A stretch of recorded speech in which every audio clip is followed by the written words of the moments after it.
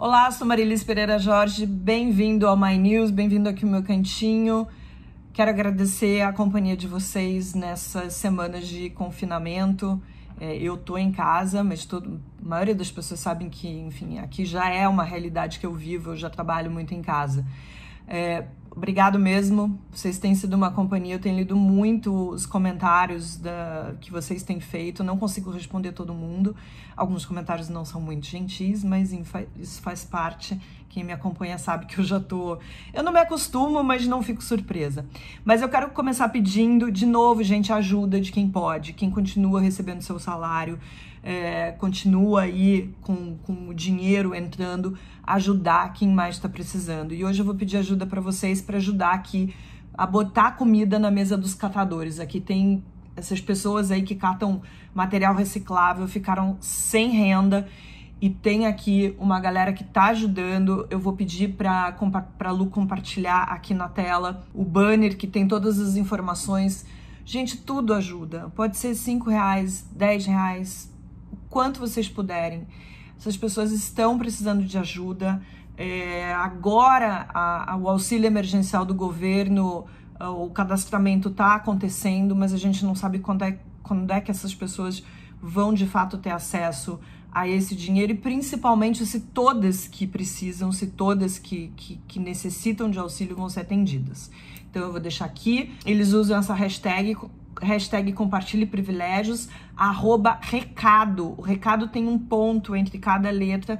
Eles estão no Instagram, no Facebook, para quem quiser ir lá checar. Fica aqui o meu pedido para vocês. No final do vídeo eu vou dar uma indicação aqui de uma série para assistir. Mas vamos lá falar. Hoje eu não vou falar exatamente de política, mas vou falar desse momento que a gente está vivendo, e eu acho que a gente precisa colocar os pés na realidade. Muita gente tem me perguntado, e eu tenho visto essas discussões nas redes sociais de quando a gente vai poder sair de casa. E o que eu tenho visto e tem me chamado a atenção é que realmente parece que muita gente não entendeu o que está acontecendo. Isso não vai durar, vocês já devem ter percebido, não vai durar 2 semanas, a gente já está mais de 2 semanas nisso, e a gente não começou a chegar ainda ao pico da doença no Brasil. Isso dá uma falsa impressão à maioria das pessoas que tá tudo bem, que no Brasil tem poucos casos, tem poucas mortes,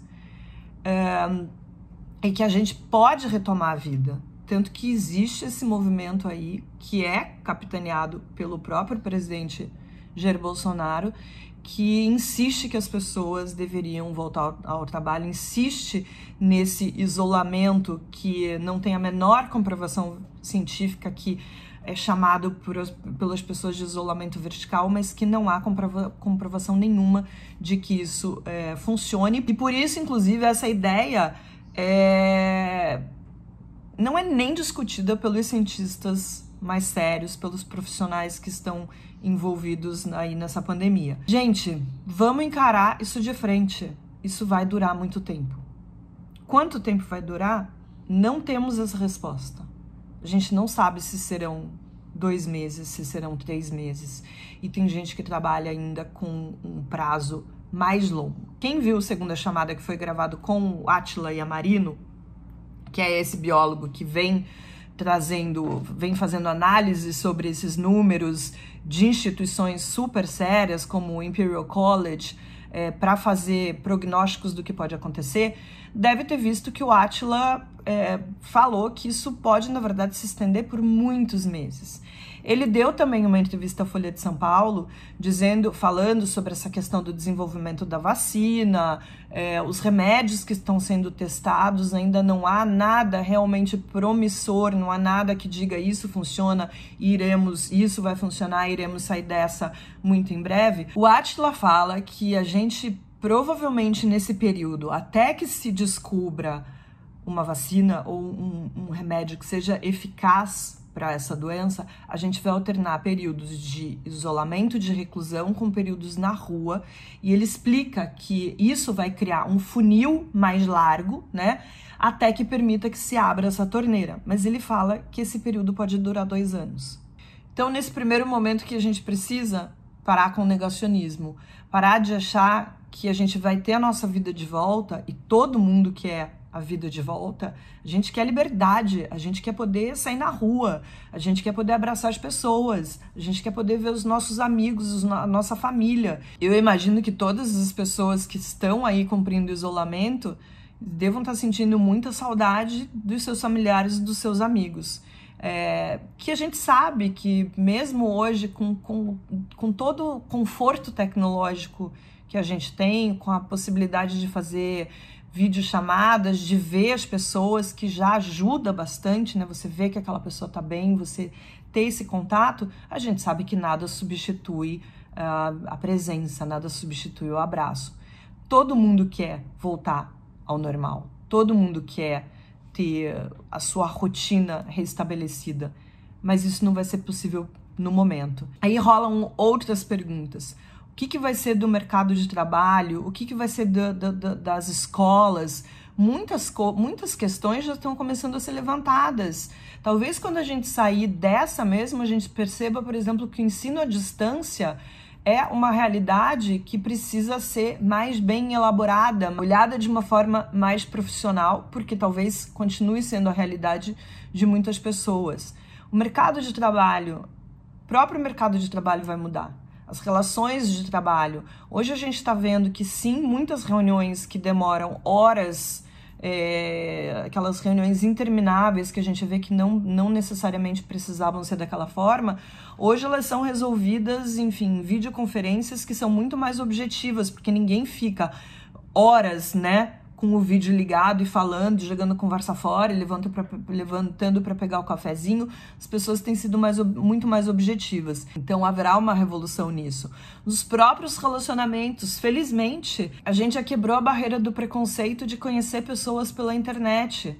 Você já pensou, os aplicativos de relacionamento são, de certa forma, um pouco novos, tem gente que ainda tem muita resistência a usá-los, mas assim, eu vejo pelos meus amigos, eles estão usando, estão encontrando gente online, porque isso é muito importante. Não adianta estar em casa isolado, conhecer uma pessoa na internet e marcar um encontro pessoal, não dá.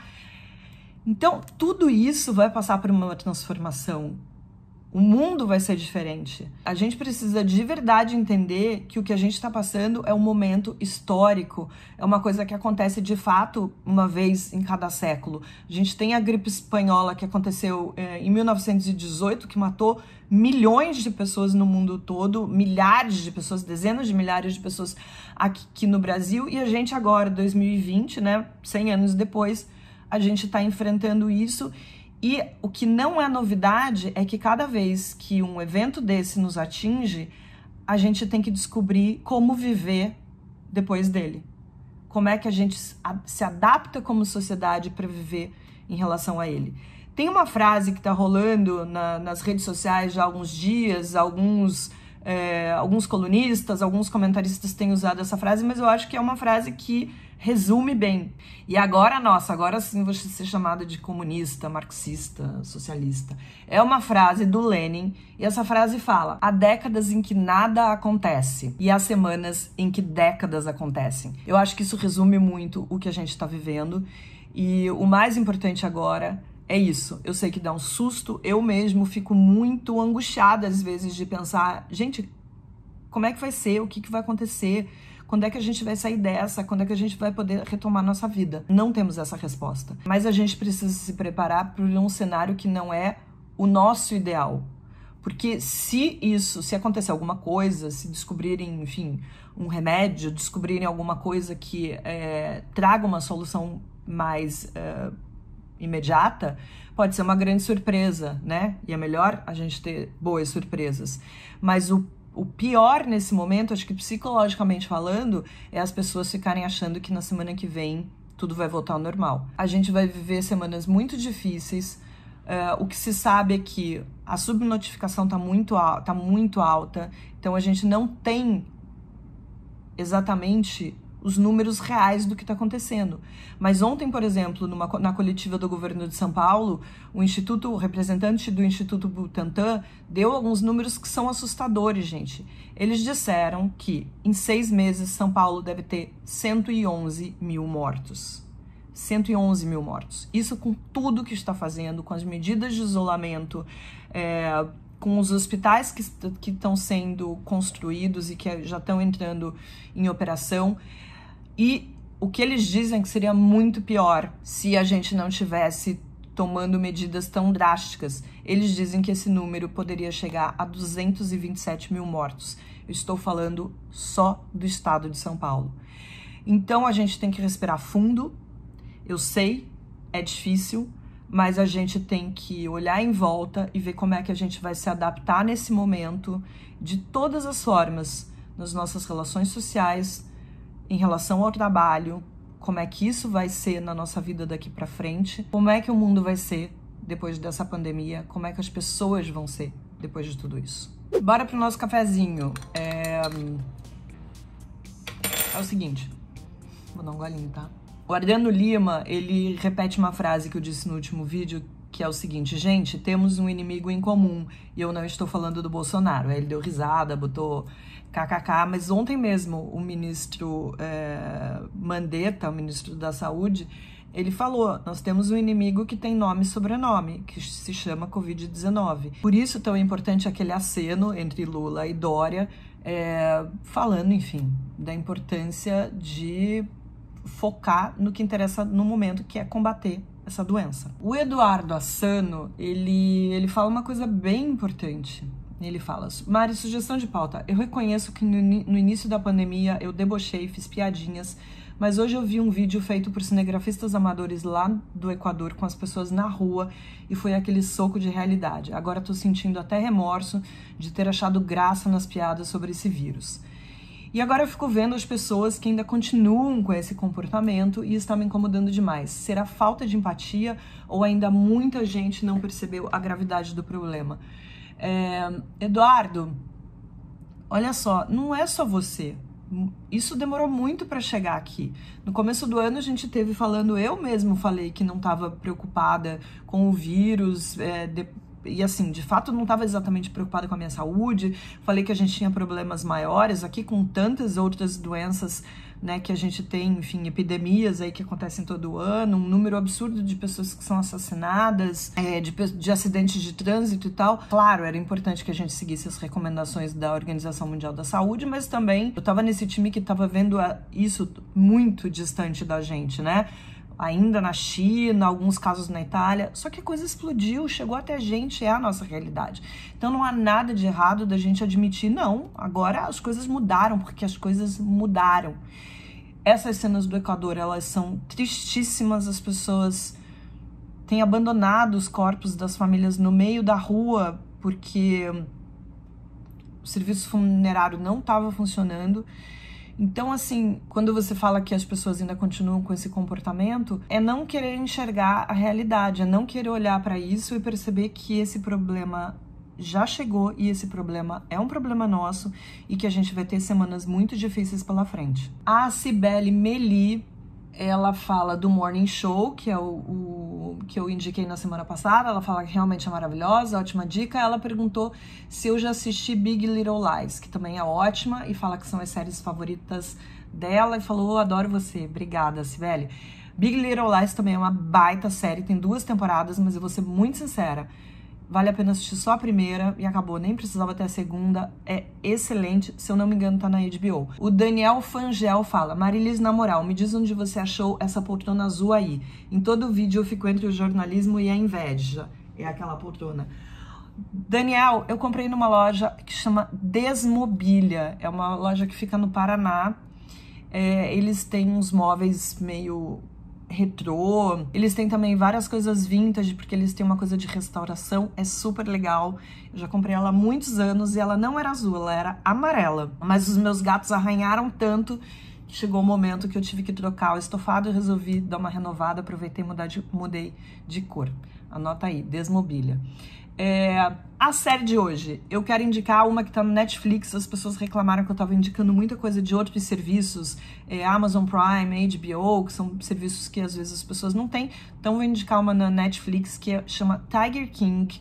É uma série que está fazendo muito sucesso nas últimas semanas, tem sido muito falada nos Estados Unidos, tem um review na Folha de São Paulo, se alguém quiser acessar, mas basicamente fala da indústria de animais exóticos que existe nos Estados Unidos e é uma coisa bizarra.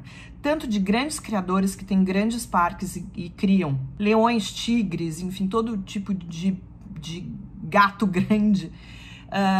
Mas é uma loucura, porque tem gente que compra, leva pra casa e depois, quando o bicho cresce, porque é fofinho, né? Aquele leão pequenininho, aquele tigre bonitinho, só que depois vira um tigre, vira uma coisa enorme, perigosa dentro de casa que as pessoas não sabem o que fazer. E a trama é tão louca que, juro, você fala, não é possível, isso é ficção. Aliás, não falei, é um documentário, são vários episódios, mas é um documentário, uma série documental.